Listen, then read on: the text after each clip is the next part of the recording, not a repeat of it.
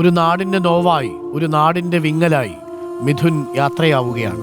മിഥുൻ്റെ അന്ത്യയാത്രയിൽ പങ്കുകൊള്ളാൻ ആയിരക്കണക്കിന് മനുഷ്യരാണ് എത്തിക്കൊണ്ടിരിക്കുന്നത്.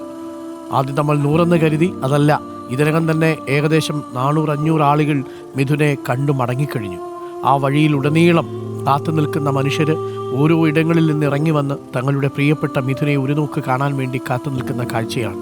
തേവലക്കരയുടെ ഗ്രാമവീഥിയിൽ ഈ മിഥുനെയും വഹിച്ചുകൊണ്ടുള്ള വാഹനം വരുമ്പോൾ ചുറ്റും കാത്തു നിൽക്കുന്ന മനുഷ്യർ, ഓരോ ജംഗ്ഷനിലും ഓരോ മുക്കിലും കാത്തു നിൽക്കുന്ന മനുഷ്യർ മിഥുനെ ഒരു നോക്ക് കണ്ടവനെ അന്ത്യയാത്ര നൽകുകയാണ്.